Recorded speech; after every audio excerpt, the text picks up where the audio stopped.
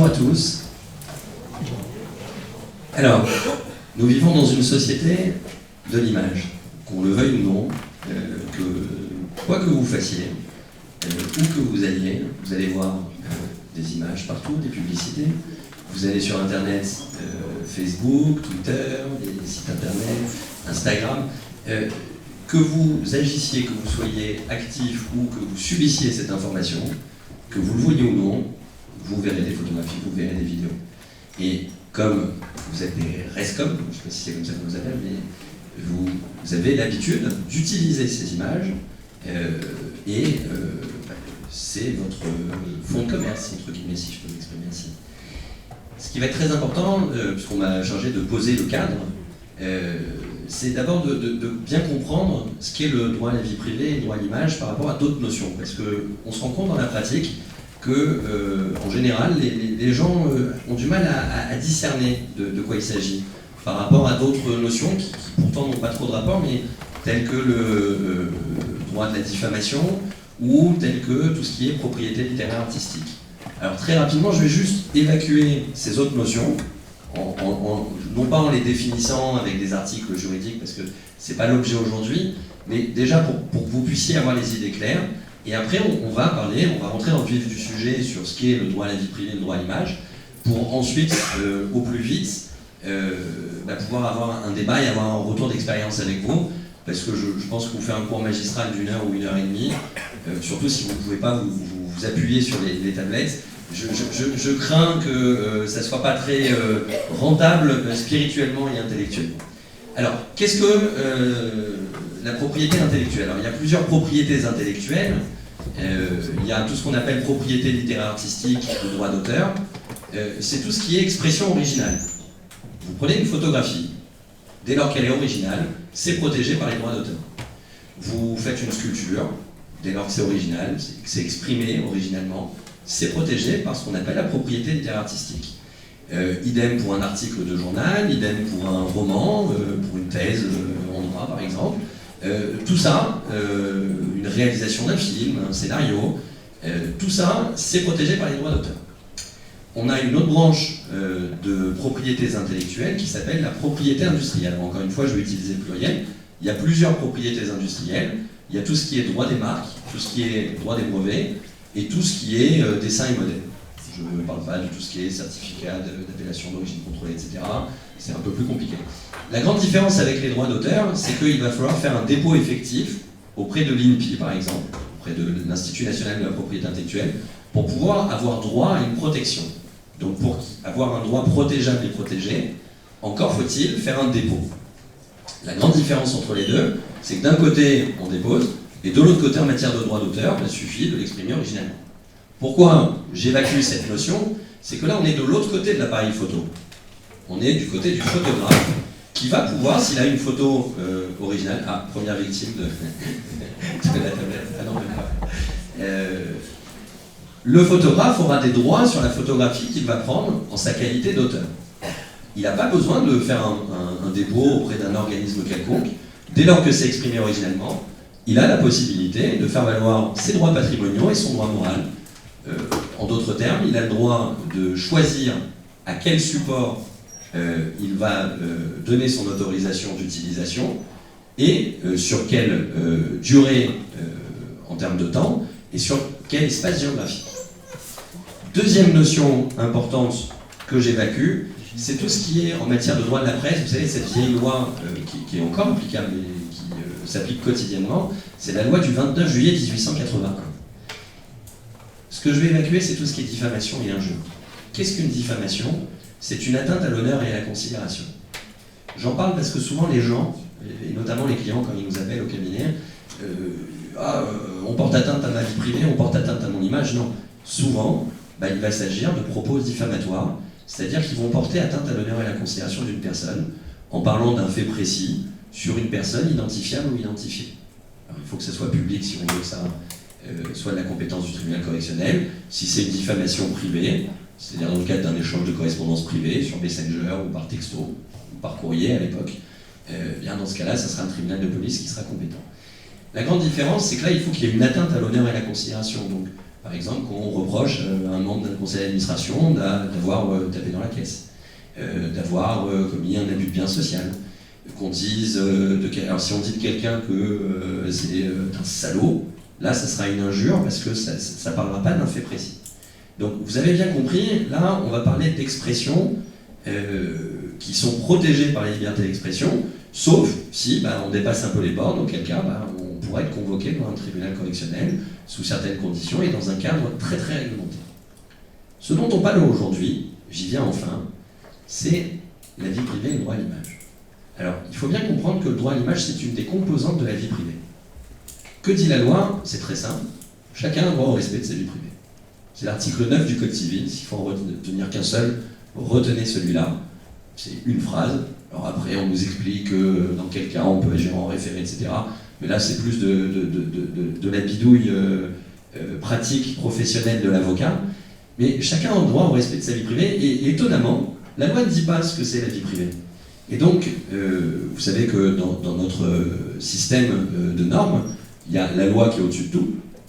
Et ensuite, quand la loi n'est pas claire, ce sont les tribunaux qui vont interpréter la loi et qui vont dire dans quel cas il y a vie privée, dans quel cas il n'y a pas vie privée, dans quel cas il y a effectivement la vie privée qui peut être protégée, et dans quel cas cette vie privée n'aura pas besoin d'être protégée.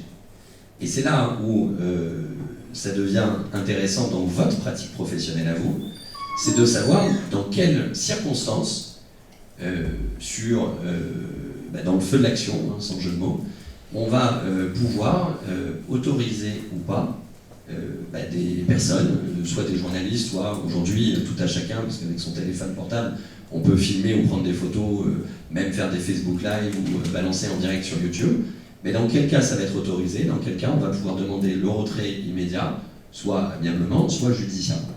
Et c'est en ça que le retour d'expérience qu'on va avoir tous ensemble tout à l'heure va être très important, parce que vous allez vous rendre compte que la loi ne fait pas un tableau clair en disant vous avez droit à ça, vous n'avez pas droit à ça, vous avez droit à ça, vous n'avez pas droit à ça.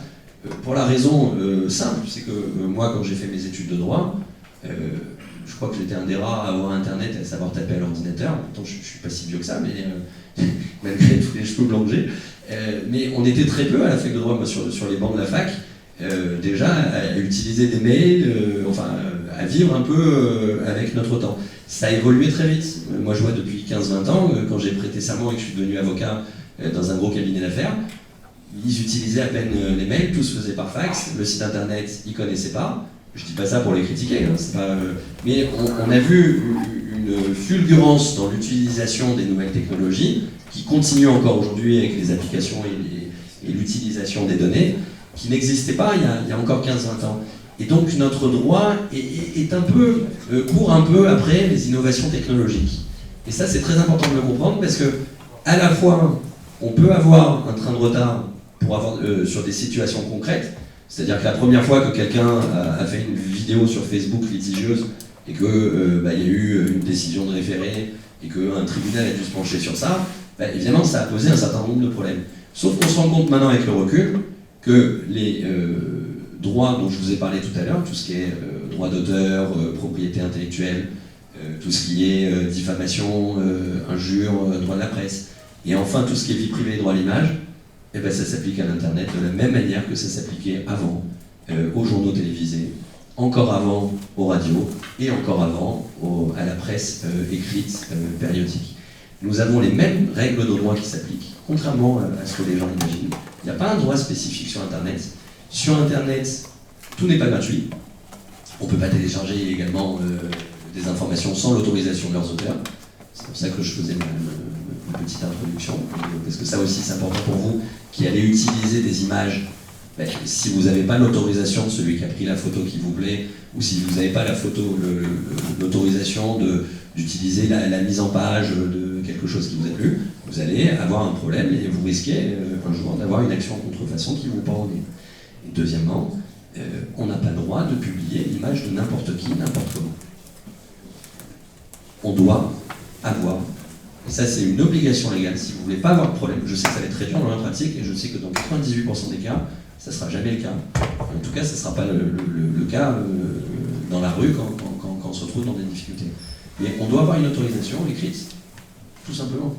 On doit avoir, pour pouvoir utiliser l'image de quelqu'un, vous devez avoir son autorisation qui limite la durée de l'utilisation, parce qu'on n'a pas le droit de céder son image pour toute la vie.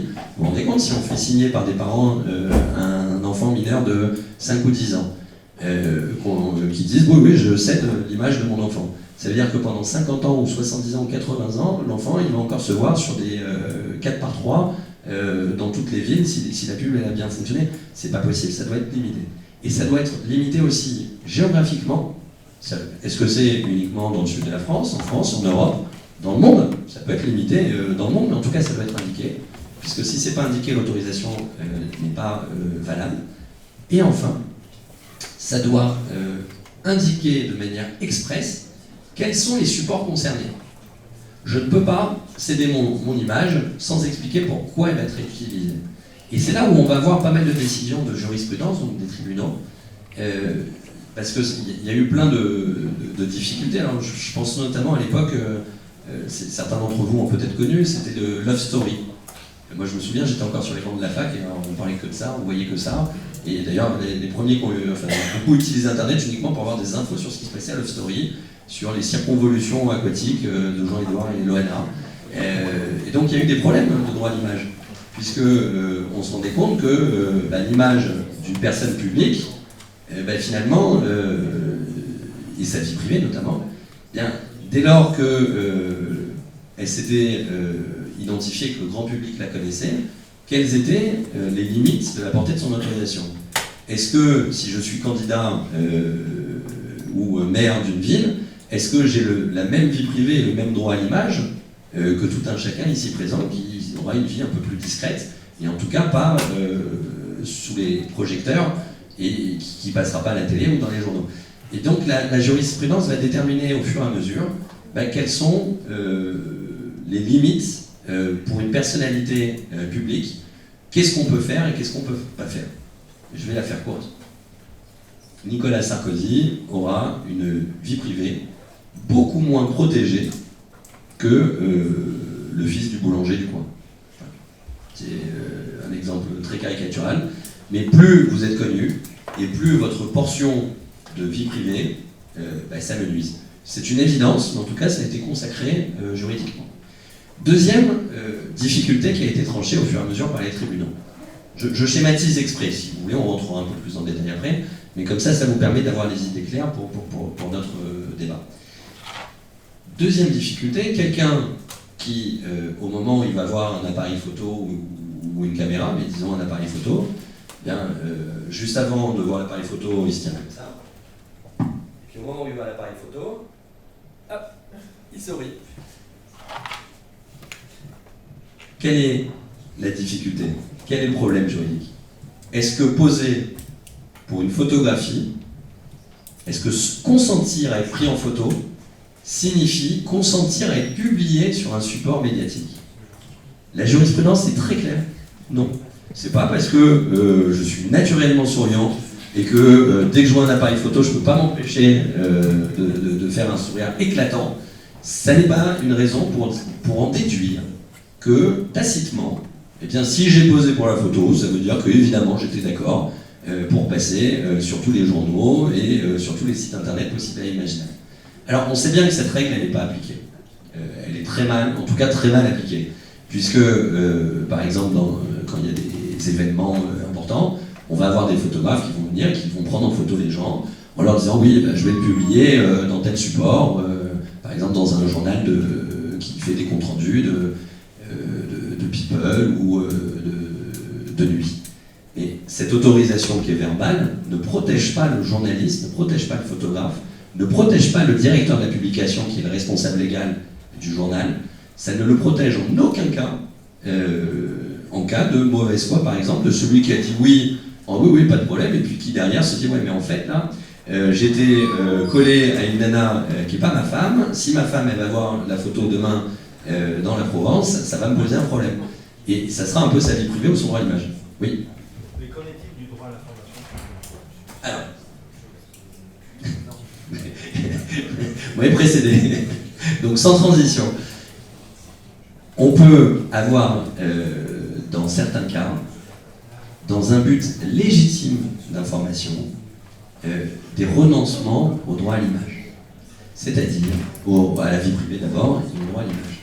Exemple, qui a été un exemple jurisprudentiel, au moment des attentats à Paris, il y a longtemps, hein, c'était ceux du RER à Saint-Michel. Quelqu'un qui était agonisant, avec du sang un peu partout, avec des pansements, enfin qui était vraiment dans une situation d'urgence extrême, a été pris en photo. Et il y a eu tout un conflit juridique qui a duré pendant des années, puisque cette personne et sa famille disaient « vous n'auriez pas dû le prendre en photo, c'est une atteinte, 1, à son droit à l'image, 2, et c'est connexe, hein, je vais les mettre un peu dans le même bain, à sa dignité, parce que présenter de cette manière cette personne-là, ça va lui rappeler des mauvais souvenirs, ça va poser des difficultés à sa famille, qui forcément a une émotion certaine de le voir dans cette situation. Et du coup, c'est une atteinte à la dignité. La dignité en droit français est une notion un peu, pas fourre-tout, mais qui commence à récupérer un peu tout, on va dire. C'est-à-dire que la vie privée devient clairement une composante elle-même du droit à la dignité.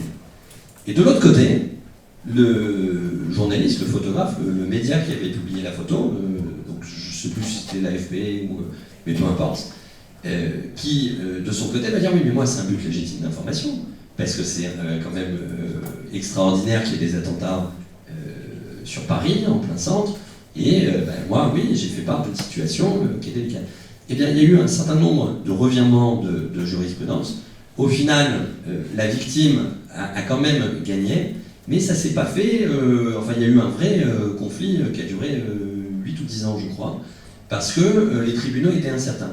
Et ce qui est intéressant de comprendre, c'est que cette incertitude existe encore toujours.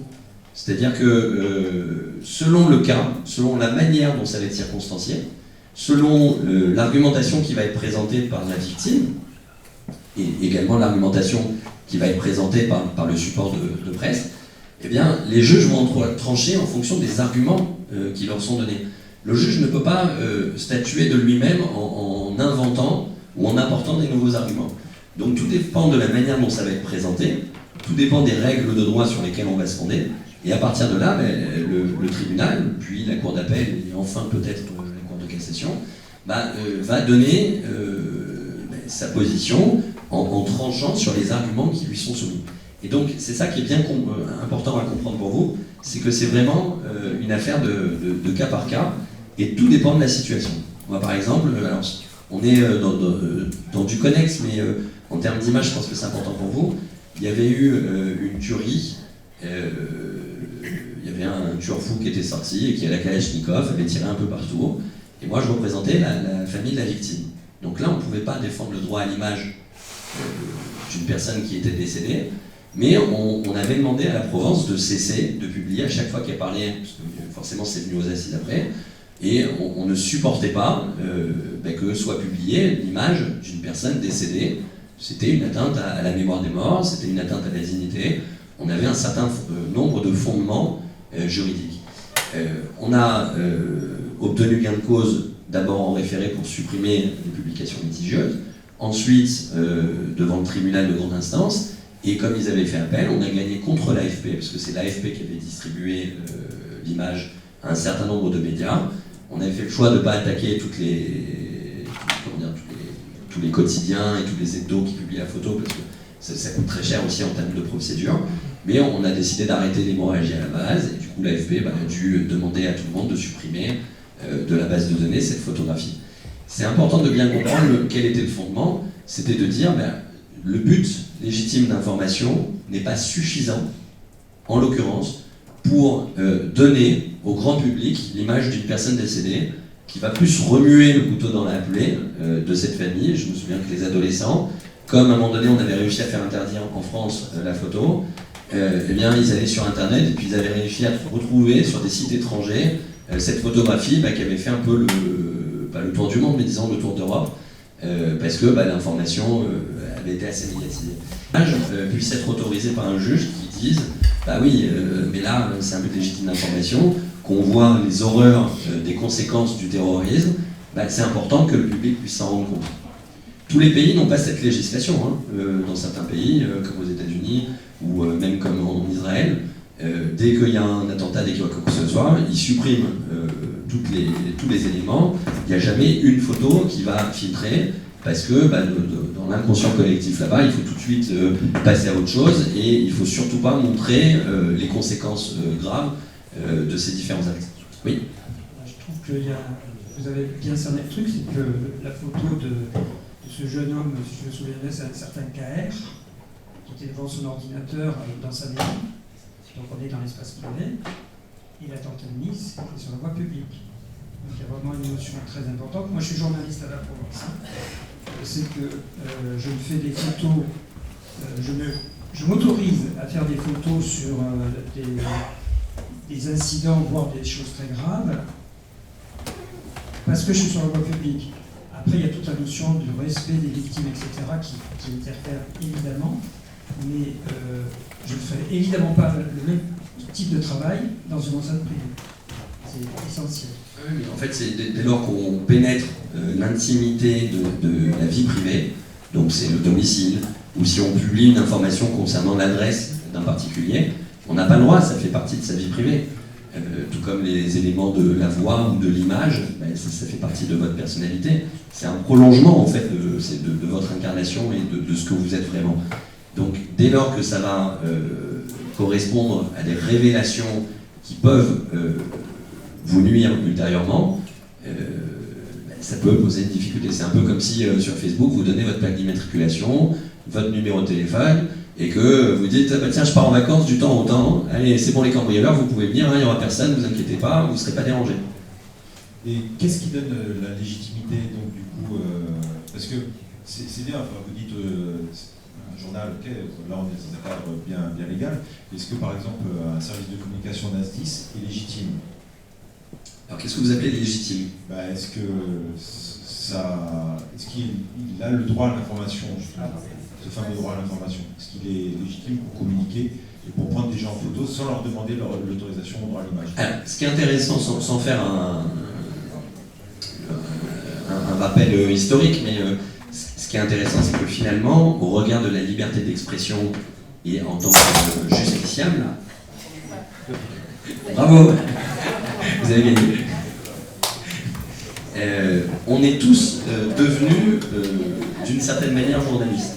Alors moi j'ai un profond respect pour la profession de journaliste parce qu'il y a une formation, il doit y avoir une vérification aux sources de l'information, etc.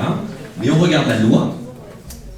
Moi, si je commence à filmer tout ce qui se passe autour de moi, je suis susceptible, et souvent dans les journaux, sur les sites internet et même repris sur les chaînes d'information en continu type BFM, souvent on voit des particuliers qui envoient des photographies, qui envoient des vidéos et qui alimentent le contenu. Le problème qu'on rencontre aujourd'hui dans la société de l'image, et ça je pense que c'est très négatif, c'est que tout un chacun est susceptible de donner des informations, mais tout un chacun n'a pas ni la formation, ni la conscience de, je dis pas de censurer, mais disons de filtrer cette information. Et ça va être votre responsabilité à vous dans la communication de choisir, de sélectionner le contenu que vous allez diffuser pour pouvoir justement ne pas vous retrouver dans une situation juridique difficile, complexe, ou peut-être au final, après 3 ans, 5 ans de procès, vous obtiendrez gain de cause, mais bon, il va falloir pendant tout ce temps-là se prendre la tête, avoir des risques, se retrouver un peu embêté. À ce sujet-là, j'ai une vraie question, Et ce qui se passe actuellement, exemple très concret, j'ai été entendu par un juge d'instruction il y a 15 jours, concernant un As-10 qui, dans une salle WhatsApp que beaucoup de gens ont avec la presse, a signalé un accident. Il y a un accident d'un camion et avec l'activité du camion. En France, parce que ça s'est produit ailleurs, ça aurait pu se produire sur un autre cas qui était là où on nous avait signalé un accident avec un camion de brasseur avec la commune. Quelques minutes plus tard, le même dit sur sa salle WhatsApp avec la presse annonce le décès du conducteur du camion. On a sur France Bleu local l'épouse qui apprend qu'un conducteur de camion sur telle commune et en plus sur une activité particulière a été tué dans l'accident. Elle a su immédiatement que c'était son mari. Elle a porté plainte contre France Bleu à la base, enfin, est allé porter plainte contre France Bleu, ça s'est répercuté dans le département où c'est. Nous, on a eu l'information quasi officielle, parce que c'est un groupe de liaison quasi officielle, par les sapeurs-pompiers. Alors, je ne sais pas ce que ça donnera derrière. Le juge était assez d'instruction qui voulait vraiment l'entendre là dans le cadre. Où on en est là-dessus, qu'est-ce qui se passe, est-ce que c'est courant, lui il était plus dans ce domaine-là. Et on en discutait hier soir sur cette histoire de brasseur, et elle n'a pas pour l'instant posé de soucis, mais avec le 10 qui a fait ça, et on parlait aussi du moment où l'information donnée et le délai d'information donnée. Si on annonçait 3 heures plus tard, alors que c'est une information déjà largement connue, que c'est effectivement conducteur d'un camion de brasseur soit, on s'est annoncé une source sachante, clairement, une source sachante de données sur l'intervention qui ne sont pas publiques, ça pose d'autres soucis. Et à l'opposé, parce que c'est pas non plus un secret, lors du décès de nos 2 collègues sapeurs-pompiers rue de Trévise, les médias l'ont su extrêmement rapidement. Grosso modo, j'apprends le décès par le directeur général. Dans les 30 secondes suivantes, le premier média adresse avait expliqué immédiatement qu'ils étaient décédés en arrivant à l'hôpital. Tous les médias, et je ne peux pas réaliser un seul, tous les médias ont eu l'information pendant 25 minutes, le temps que les familles soient arrivées à l'hôpital. Et pourquoi que les familles la prennent en fait. On arrive dans les deux sens à avoir des choses aussi de bon fonctionnement.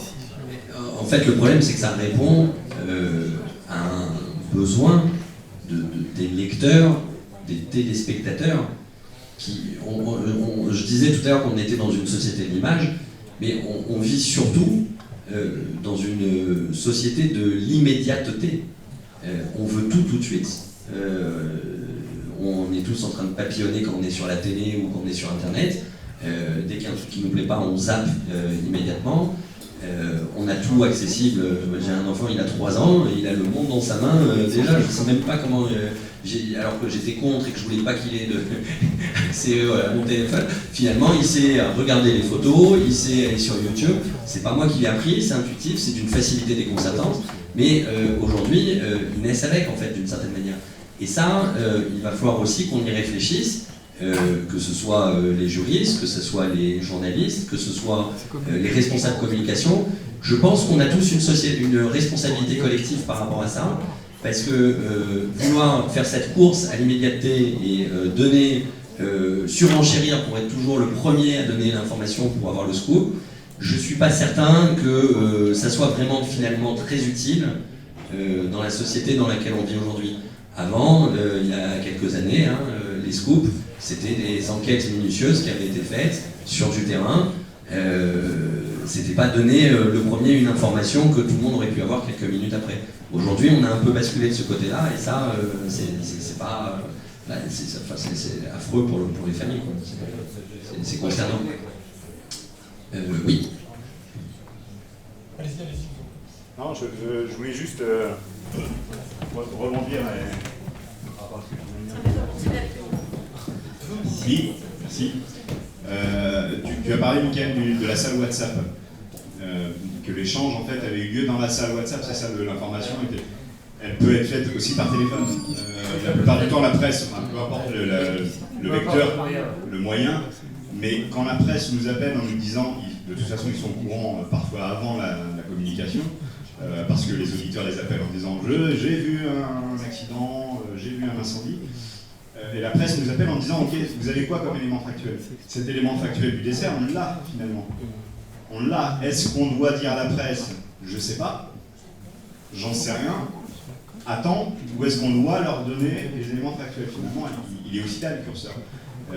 Après que la presse le diffuse immédiatement, et je comprends les conséquences, je les conçois, mais c'est extrêmement difficile de retenir l'information parce que derrière on connaît les conséquences et quelque part pas de mentir, mais de la cacher, cette info, parce qu'après elle reviendra entre deux bâtons en disant mais vous saviez dès le départ. Alors nous en Vendée, on a la réponse. Pas plus tard qu'il y a 3 jours, un accident mortel. Le motard, c'est le peloton de gendarmerie, donc d'emblée il y a une susceptibilité particulière. 18h50, coup de fil du journaliste, le CTA m'annonce que le décès vient d'être prononcé sur les lieux. J'ai menti à la journaliste, je lui ai dit on a un blessé grave. Elle m'a rappelé à 20h30 en me disant il paraît que le monsieur il est mort. Et je lui ai dit oui c'est vrai, mais à 18h50 je démentis, il fallait laisser le temps de prévenir la famille. Et moi en Vendée, ils acceptent parfaitement, les journalistes, ce mensonge-là. Ils savent que je le procède. Ils acceptent parfaitement qu'il y ait 1 heure et demie de décalage, parce que quand ils ont l'info publique. Et donc on en a discuté, j'en ai discuté avec eux, et ils me laissent faire ce mensonge. Ah, je comprends, mais dans la Vienne, il y a 3 médias, pour 3 médias locaux à la louche, et ils se piquent le bec entre eux pour savoir, le premier, voilà, c'est le premier qui va publier, qui va avoir le scoop, qui va faire son petit buzz, et donc avoir de la visibilité et vendre de la pub. Ils vont la chercher cette info, ils vont l'avoir. Alors effectivement, du coup là ça nous écarte. C'est pas nous qui donnons l'info, ils l'ont eu par un autre vecteur. Alors on a une contradiction. Non, il y a une solution très simple, c'est de demander des embargos. On a souvent des infos sur des choses tragiques. Donc je le répète, je travaille à la Provence. Et on nous dit, mettons, il est 10h15, j'ai un accident mortel sur la route d'Arles, vous me laissez le temps de prévenir la famille, vous me donnez jusqu'à 11h, 11h30, etc. Alors évidemment, avant on travaillait en presse écrite, donc on repoussait à vendredi demain matin. Aujourd'hui, comme on a un site internet, on pourrait envoyer l'info à 10h15. Et bien on bloque l'info jusqu'à 11h, 11h30. Ça s'appelle un système d'embargo.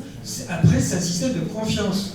Est-ce qu'on a confiance dans les journalistes à qui on s'adresse, ou est-ce que ce sont des... Alors, je fais un amalgame idiot, si c'est un Parisien qui se pointe, je lui dis rien. C'est ce que je veux dire. Quand je fais confiance aux médias avec qui je parle, moi je veux dire, je travaille en confiance, ça fait 36 ans que je fais ce boulot, les gens qui donnent l'info, ils me disent, tu publies pas cette photo avant tel moment, vous ne donnez pas l'info avant telle heure ou tel jour, on respecte. C'est aussi un rapport de confiance entre les gens. Ah, mais c'est vrai que l'embargo, c'est une pratique professionnelle qui porte sur un choix qualitatif. C'est pas juridique en fait, hein. C'est moral. C'est un accord de confiance. Alors, il y avait une question là-bas. S'il vous plaît. Juste, est-ce que vous avez constaté une explosion des affaires liées au droit à l'image? Et si oui, dans quelle proportion? Alors oui, j'ai vu une explosion, mais elle ne se traduit pas judiciairement. Pourquoi? Parce que c'est cher. Parce qu'une action en justice, ça coûte. Parce qu'il faut payer les frais d'avocat, il faut payer l'huissier. C'est pas gratuit, Internet c'est gratuit. Sortir une saloperie. Et les deux. Sortir des horreurs sur Facebook, ça c'est gratuit. Par contre, pour la victime, malheureusement, alors, il y a tout un process qui permet de supprimer les informations, etc., mais qui est quand même assez long. Nous, la plupart du temps, quand on est saisi, on va dire que 2 fois sur 3, 3 fois sur 4, on se limite à la mise en demeure, bien costaud, qui par contre fait très peur. Et donc on va appeler ça pudiquement un règlement amiable du litige, parce que on sait qu'on n'obtiendra pas d'argent au final, parce que ça va être compliqué. Des fois, on n'a même pas l'adresse des personnes qui ont sorti les informations. Et puis en général, quand c'est avec des journaux, si les journaux sont raisonnables, et c'est souvent le cas heureusement, quand ils se rendent compte qu'il y a une erreur qui a été faite, ils cherchent pas, ils suppriment l'information. Et puis si ça n'a pas été encore publié sur la presse écrite, quotidienne, il n'y a pas vraiment de problème. Dès lors qu'on s'en rend compte et que ça va vite, il n'y a pas vraiment de souci. La veille ou l'avant-veille à la presse, avec la date, on va remis la date. Moi, j'ai jamais eu de problème sur la diffusion de dossiers de presse en embargo. Il est long, c'est pour ça que des fois, c'est amusant quand on sait que l'information est longue de 2-3 jours. Alors, sur les communiqués de presse, c'est différent. Parce que la communiqué de presse, à partir du moment où il est parti, il est immédiat quasiment quand on envoie une information au officier de presse. Sauf s'il a sorti d'embargo. Ouais, c'était ça. J'en ai pas vu, moi, au cabinet où on les envoie souvent dans la par contre, le officier de presse, c'est à chaque fois. Sur les questions de droit à l'image, ici des photos où les personnes sont un peu de dos, on ne les connaît pas très bien, elles sont un peu loin, on ne voit pas les visages. Est-ce que ça nécessite néanmoins toujours une autorisation écrite, même sur les... L'autorisation écrite, elle doit y être systématiquement dès lors que la personne est identifiable et identifiée. Et donc l'enjeu du procès pour la victime de la photo qui n'a pas donné son autorisation, ça va être de produire au débat des attestations de gens qui la reconnaissent. Moi j'avais eu un dossier comme ça, alors c'est un peu différent. on avait deux problèmes juridiques. Le premier, c'est que la jeune fille était mineure, et elle s'était retrouvée sur des affiches, justement, 4x3. Un jour, elle avait été, alors je ne veux pas donner trop de détails, parce que elle avait été à la piscine, il y avait eu une opération de communication pour faire la promotion de ce parc d'attractions, et donc elle s'était retrouvée en photographie, en train de s'éclater sur une bouée gonflable. Premier problème juridique, mineur. Donc, à supposer qu'elle ait donné une autorisation, même en bonne et due forme, ça va aller zéro.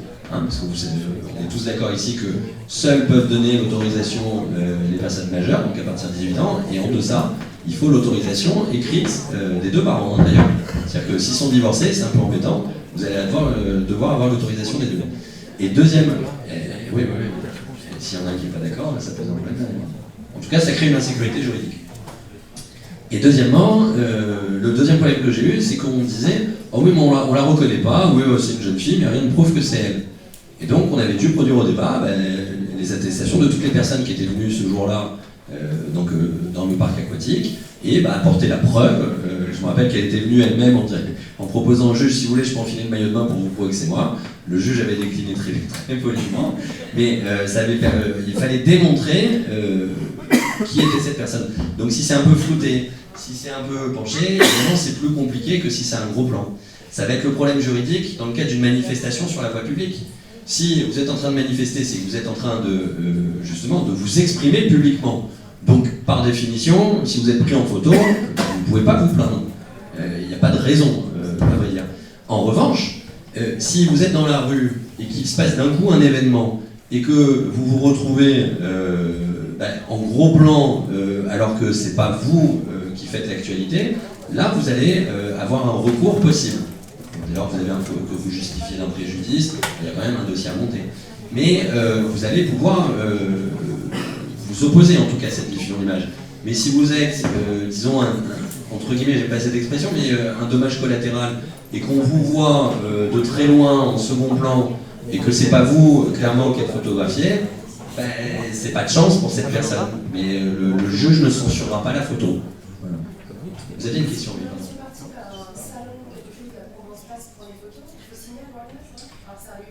Normalement, oui. Un salon, souvent c'est dans un espace privé d'ailleurs. Mais après, il faut aussi justifier quand même d'un préjudice, parce que même si on est propriétaire de son droit à l'image, j'imagine que dans le salon, il y a plusieurs personnes. Moi, si je prends une photo de groupe, là, tout de suite, franchement, si vous réussissez à obtenir 1 euro de dommages et intérêts au final, après avoir payé tous les frais d'avocat et d'huissier, je vois pas trop l'intérêt à vrai dire. C'est là où les actions s'arrêtent, c'est qu'il y a une logique aussi, il y a une cohérence globale. Oui. Parce qu'on entend beaucoup de choses, on est nombreux ici à faire des...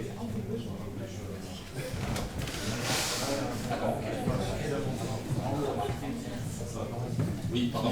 Parce qu'on entend beaucoup de choses et on est nombreux ici à travailler comme ça et à publier forcément des photos de nos collègues dans le cadre professionnel, qu'ils soient sapeurs-pompiers ou pas. Est-ce qu'il y a une souplesse particulière par rapport à ça vis-à-vis du droit à l'image, parce qu'ils sont dans un cadre professionnel? Normalement, quand on est dans le cadre professionnel, on n'est pas exonéré. Il n'y a pas de contraintes autres que les textes légaux dont je vous ai parlé tout à l'heure. Maintenant, quand c'est dans un but d'information légitime, c'est vrai que quelqu'un qui est en train d'accomplir sa mission de sauvetage, si les médias sont présents, qu'il y a un hélicoptère qui est en train de filmer, dès lors qu'on ne fait pas vraiment le gros plan sur la personne et que c'est plus la fonction, objectivement, ça ne posera pas vraiment de problème. Mais si y en a un qui systématiquement dit « je veux pas être filmé, je veux pas être filmé, je veux pas être filmé », de grâce de publier, enfin éviter au maximum de publier son image.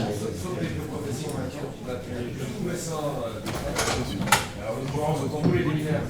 Le droit à l'anonymat des déminages, par exemple, sortir dans un décret récemment, plus personne ne peut prendre un démineur où on voit son visage. Donc là, vraiment, même en France, avec la journée de l'Internet, ce soir, ils ont l'obligation d'aller vraiment le voir pour savoir si on va d'ailleurs, il faut voir marquer qui c'est aussi pour tout ce qui est sécurité intérieure. Ou visage sauté. Donc, il faut rentrer effectivement dans la sécurité intérieure. Et on ne peut plus voir les visages de démineurs.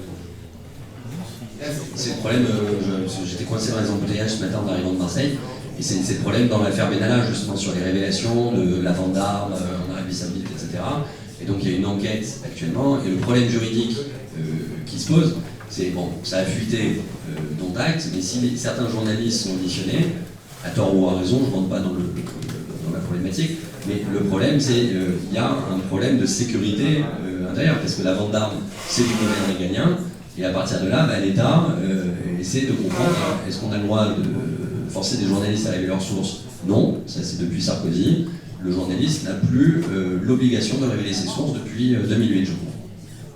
Il y avait une question, oui. Deux points. Nous, en Vendée, concernant le droit à l'image de nos personnels, moi je me cache derrière le fait que c'est pas eux que je photographie, c'est l'institution qu'ils représentent, d'autant qu'ils sont en tenue. Donc même pour des gros plans, s'ils n'ont rien demandé, ils y ont droit. C'est plus compliqué que les personnels administratifs. Là, j'avoue que les personnels administratifs, j'ai beau leur dire que c'est pas du domaine de la vie privée, ils sont dans le cadre professionnel, j'ai plus de mal avec eux. Moi, je voudrais aussi avoir confirmation que vous me confirmiez qu'on est dans notre bon droit. Quand une photo a été prise par un sapeur-pompier, qui est donc dans le cadre d'une mission de service public, moi j'ai déclaré que les droits patrimoniaux de la photo sont les siens. Le droit d'usage de la photographie appartient au SDIS parce qu'il l'a fait sur un moment où il possède pour le SDIS. Est-ce que vous pourriez me confirmer qu'on est dans notre bon droit? On va requalifier juridiquement. Donc là, on n'est plus dans le droit à l'image, on est dans les droits d'auteur. La photographie est prise par qui? Un pompier. Donc c'est un agent. Dans le cadre de ses fonctions. Pas forcément de ses fonctions, mais dans le cadre d'une mission de service public. Donc il prend une photographie, oui. Et donc qui est titulaire du droit moral et des droits patrimoniaux sur cette photographie? Alors moi, les droits patrimoniaux, pour moi, c'est lui. Il est l'auteur de la photographie. En revanche, le droit d'usage, c'est le SDIS qu'il a.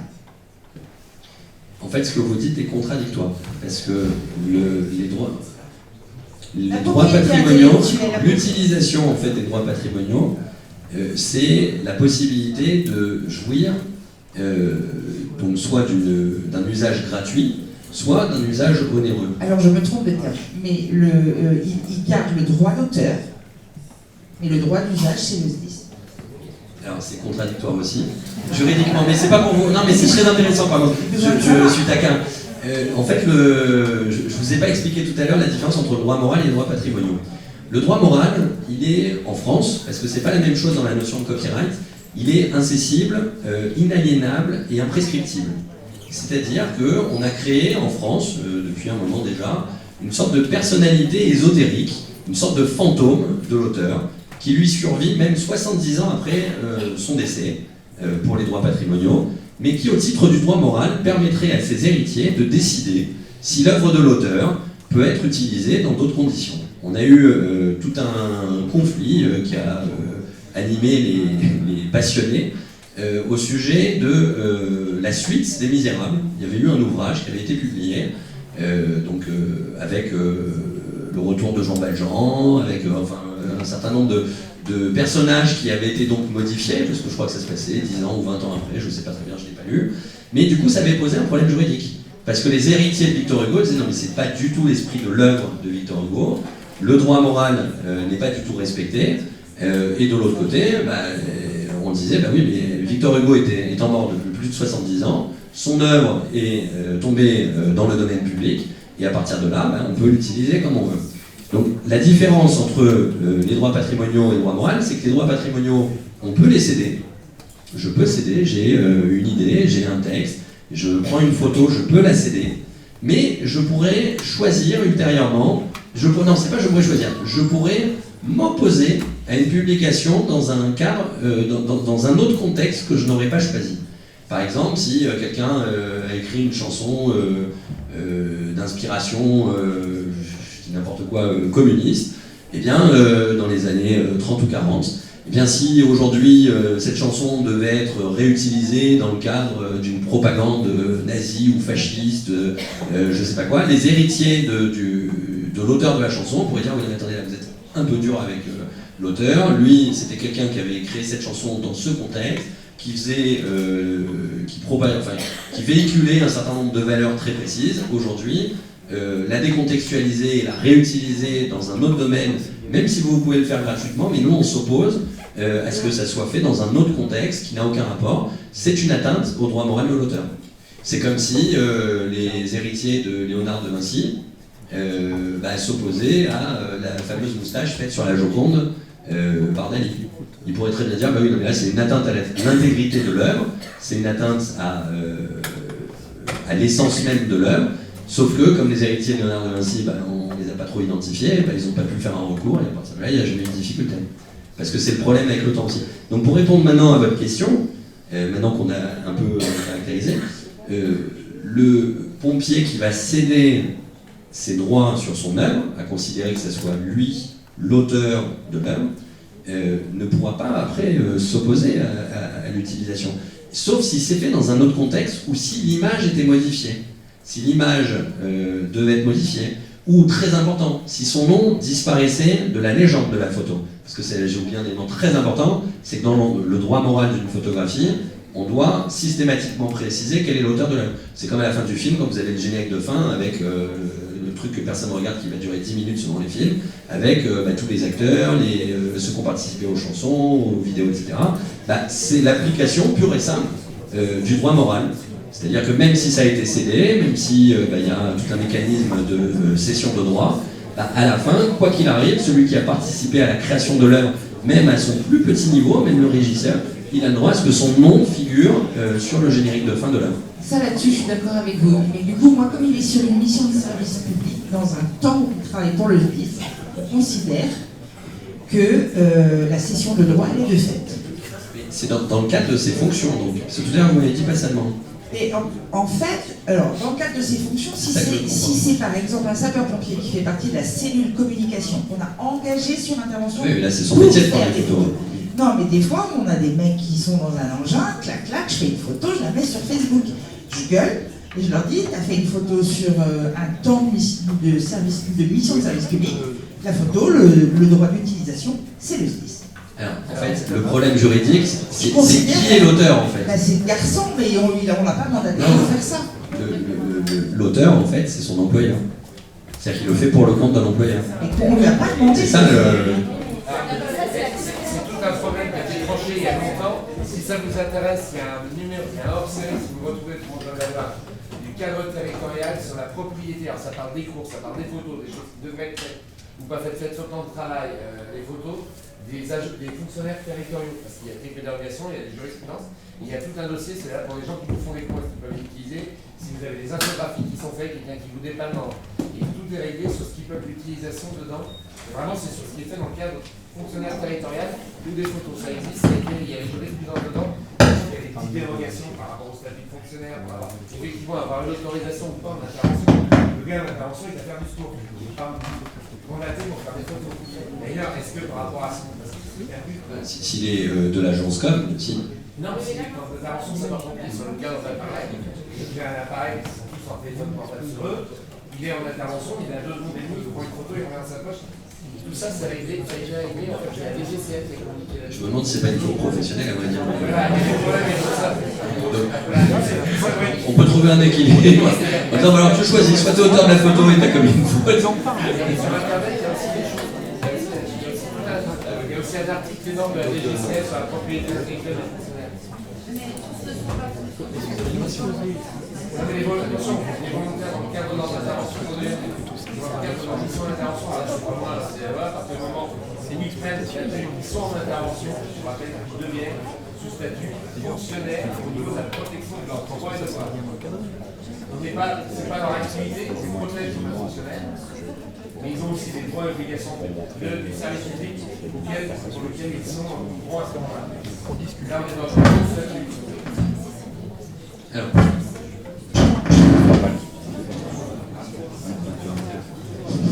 J'ai une petite question par rapport à ce que vous venez d'évoquer sur l'obligation de citer l'auteur d'une photo, le droit moral, si j'ai bien compris. La question que je me pose, c'est est-ce qu'il y a une obligation de citer intégralement le nom et le prénom, des fois on voit des initiales. Est-ce que par rapport à ça, il y a une obligation? C'est ce que veut et tout ce que veut l'auteur. Si l'auteur accepte que ce soit ses initiales, aucun problème. Mais si l'auteur revendique son prénom et son nom, il faut que le prénom et le nom figurent. C'est très important. C'est le droit à la paternité de l'œuvre. Et ça, moi j'ai déjà obtenu des corrélations sur ça. Par rapport à ce que ma collègue Mais s'il n'y voit aucune objection et que c'est juste des initiales, et qu'après sur le support, parce que c'est dans le cadre d'un journal, et que son nom est cité ultérieurement ou dans l'ours, aucun problème à vrai dire. Ça se fait régulièrement dans tous les quotidiens d'ailleurs. On voit dans l'ours pour les photographies les auteurs, et on les devine après dans les photos, parce que pour ne pas prendre trop de place, il y a juste les initiales qui figurent. C'est ce que pratique d'ailleurs le plus grand nombre. Et dans le cadre, si je vais plus loin, dans le cadre de ce qu'évoquait la collègue sur le fait que, d'une certaine manière, on cède l'usage de certaines photos, l'apparition à côté du nom du SDIS, par exemple, crédit photo, la première lettre du prénom et le nom, admettons, et derrière l'entité à laquelle on est rattaché. Est-ce que l'apparition, est-ce que le fait de citer l'institution est une obligation ou pas? En fait, je ne connais pas le contrat entre l'employeur et le salarié. Tout dépend de ce qui est prévu en termes de droit d'auteur. Si c'est clairement son travail de prendre des photos, c'est même pas lui qui doit figurer finalement d'une certaine manière, c'est peut-être l'employeur, parce que les photos sont prises au nom et pour le compte de... Encore non, je dis même une bêtise parce qu'il faut quand même que le nom de la personne figure.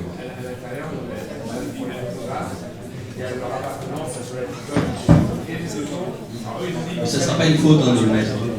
Dès lors que c'est dans le cadre de ses fonctions, que c'est pour le compte de l'agence ou de la com, ça ne sera jamais une difficulté de rajouter le nom. Par contre, réutiliser le photo de quelqu'un d'autre quand ce n'était pas fait dans le cadre de ses fonctions, là oui, ça pose un souci. Oui.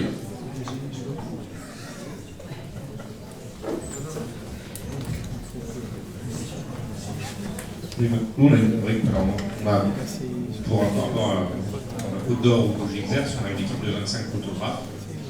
Effectivement, sans dire un contrat de travail, une convention, toutes ces problématiques-là sont réglées. On fournit régulièrement aux organes de presse locaux les photos qui sont créditées. Il y a le logo du SDIS, il y a le nom du photographe, effectivement, il y a aussi le crédit photo, etc.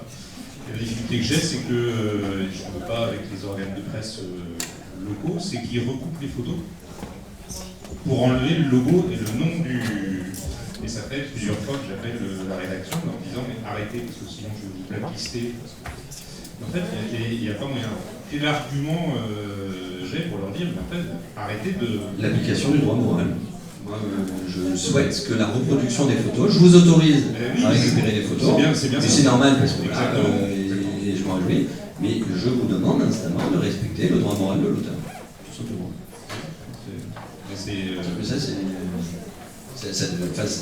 Et voire même, on s'est déjà retrouvé avec la photo recoupée et le journaliste se la réapproprie. Ça, c'est de la contrefaçon. C'est étonnant comme comportement.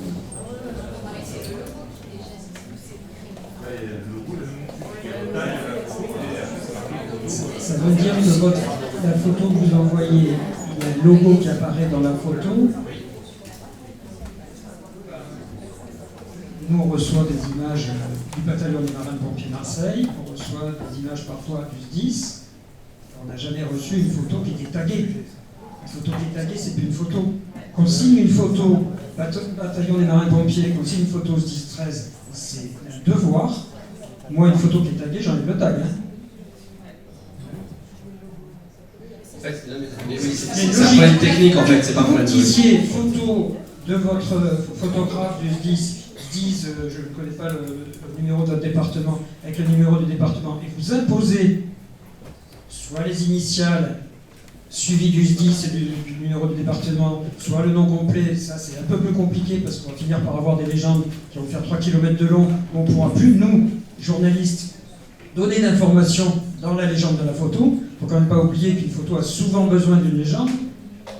Donc, il faut arriver à un équilibre entre l'information que l'on donne dans une légende et l'information que l'on donne de l'auteur de la photographie.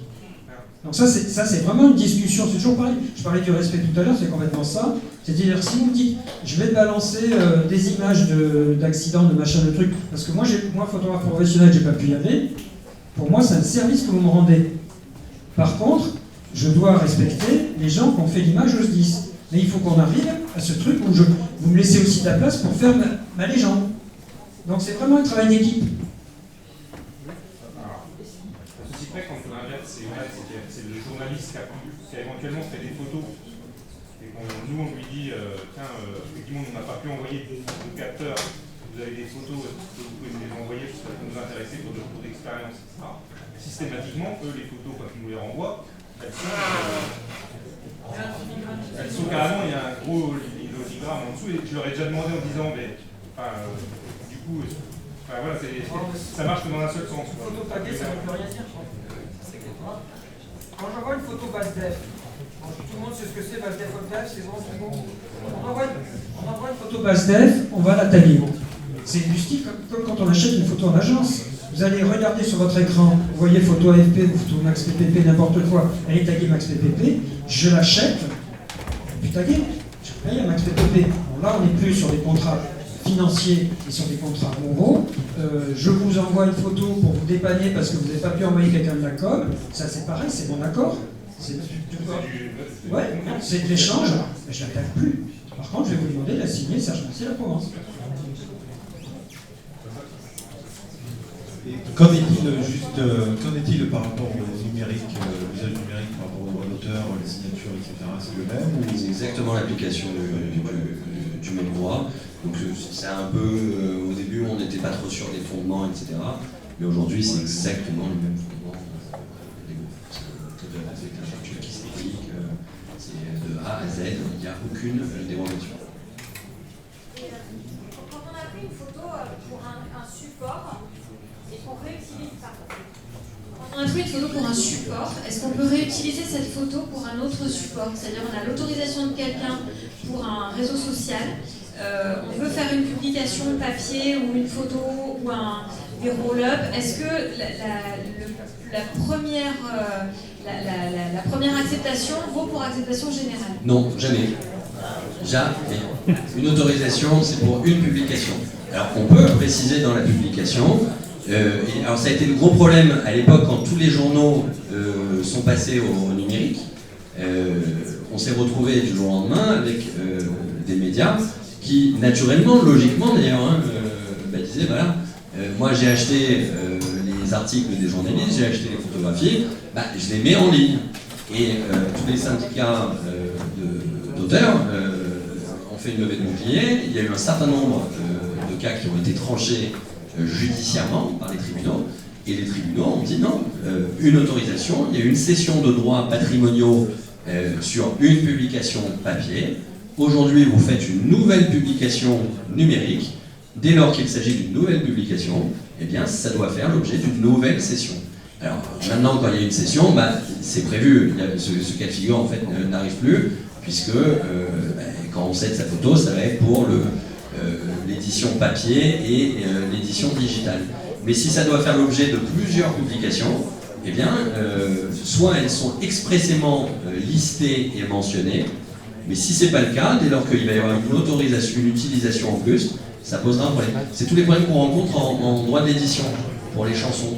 Parce que tous ceux qui avaient fait des autorisations sur des 33 tours ou des 45 tours, dès lors que les CD sont arrivés, et puis je ne vous passe pas toutes les innovations technologiques depuis, on a rencontré un certain nombre de problèmes, mais dès lors que c'était une autorisation pour CD, pour 33 tours, 45 tours et CD par exemple, dès lors que c'est passé après en MP3 et sur d'autres supports, à partir de là, contrefaçon, c'était plus possible de pouvoir le diffuser sans l'autorisation de l'auteur. Réponse du patron de presse. Donc moi je travaille en quotidien régional, on avait à l'époque 11 ou 12 éditions, on a plus de 10 aujourd'hui.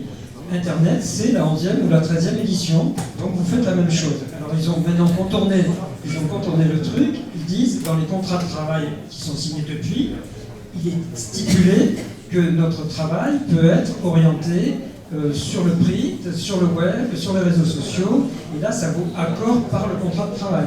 Et la réponse d'avant c'était non, mais c'est une édition supplémentaire. Ça, c'est pas. Alors, il y avait une question là-bas.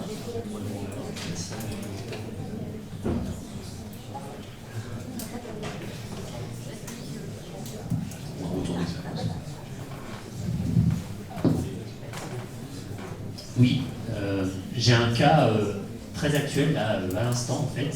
Il y a 2 jours, on a mis une photo, notre SDIS organisé un concours interne de sergent, avec l'épreuve orale, donc on a fait un petit tweet et un petit Facebook avec une photo prise par une collègue où effectivement on voit les membres du jury de face et la candidate qui est en train de passer de dos.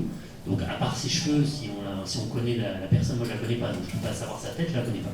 Mais bon, il se trouve que ce matin c'était les résultats, la personne en question n'a pas eu le concours, et donc là la DRH me dit oh là là, il faut absolument supprimer la photo parce qu'elle le vit très mal. Moi, à mon avis, ça serait de dire qu'elle n'est pas du tout reconnaissable, donc je ne vois pas pourquoi on supprimerait la photo. Est-ce que d'autres peuvent la reconnaître? Parce que vous la reconnaissez. Les gens qui elle se reconnaît. Oui. Mais est-ce qu'elle est susceptible de justifier qu'elle ait une coupe de cheveux si caractéristique que. Mais je le dis en rigolant, mais il y a un peu de ça quand même. Certainement. C'est vrai que de dos, c'est compliqué. Oui, mais certainement que les gens qui la connaissent peuvent dire ah bah c'est toi parce qu'on est coupe de cheveux. Oui, certainement. Il y a une insécurité juridique. Vous voyez, quand je vous disais que c'est du cas par cas, a priori, je dirais qu'il n'y a pas trop de risque, mais il y a un petit risque.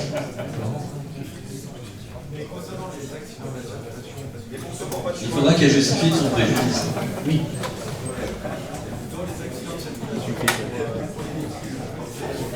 Quand il y a un accident de circulation par rapport au véhicule, à partir de quel moment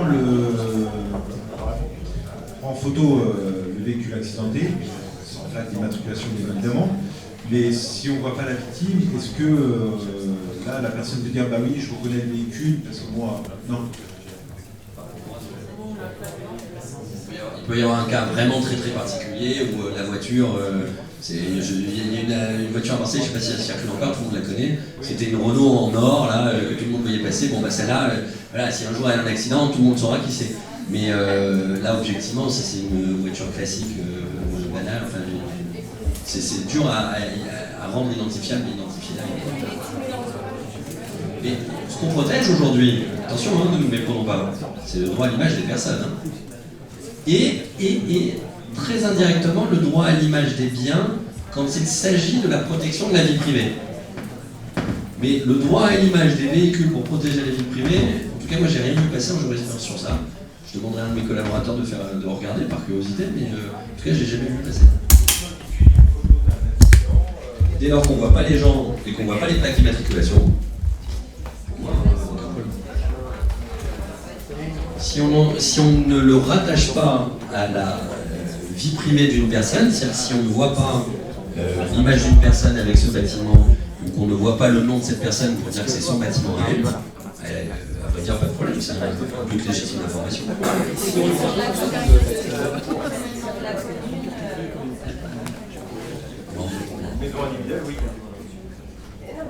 Si c'est vraiment une maison d'architecte que tout le monde connaît, et dans ce cas-là, la CMA-CGM à Marseille, c'est un bâtiment privé. Si il brûle, tout le monde dit ah bah oui c'est identifiable, mais sauf que c'est un fait, enfin c'est un des monuments marseillais maintenant. Donc là c'est un but légitime d'information. Vous voyez, c'est comme Notre-Dame de Paris, si on dit ah bah oui mais il y a un problème, ah non, tout le monde se sent concerné. Oui. Un petit retour d'expérience là-dessus sur ta question par rapport aux photos sur les accidents de la route. On a eu le cas dans un calendrier, donc une photo d'accident de la route, la voiture n'était pas identifiable, on ne voyait pas de plaque, elle était au loin, etc. Sauf que la veuve qui avait perdu son mari dans cet accident a bien sûr reconnu l'accident.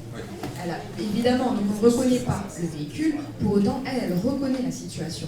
Donc elle a fait quoi? Elle a écrit, parce qu'il y a des gens qui font ça au président de la République, à l'époque, pour lui dire est-ce que les pompiers avaient le droit d'utiliser la photo sans mon autorisation dans la photo où l'accident où mon mari a perdu la vie. Parce que, et elle a justifié le préjudice, que ça lui faisait beaucoup de mal, ça lui rappelait les souvenirs, tout à fait raison. Donc même si, donc là on n'a même pas cherché, nous, s'il y avait voilà, si on reconnaissait, on n'a pas été dire madame, on ne reconnaît pas bien la voiture quand même. Évidemment qu'elle se souvient. Oui. Donc là sur les calendriers, on ne pouvait pas retirer la photo, évidemment, parce qu'elle était déjà imprimée. Pour autant, oui, on a fait tout ce qu'il fallait, excuses, etc. Et en revanche, on est très très frileux, à Alors, comme homme, c'est pas top, on est très très frileux sur l'utilisation des photos où il y a des accidents et des voitures bousillées. Moi, je leur dis maintenant, j'arrête ça. Ils utilisent plus à n'importe que des problèmes. Même si on ne les reconnaît pas, que c'était cadencé,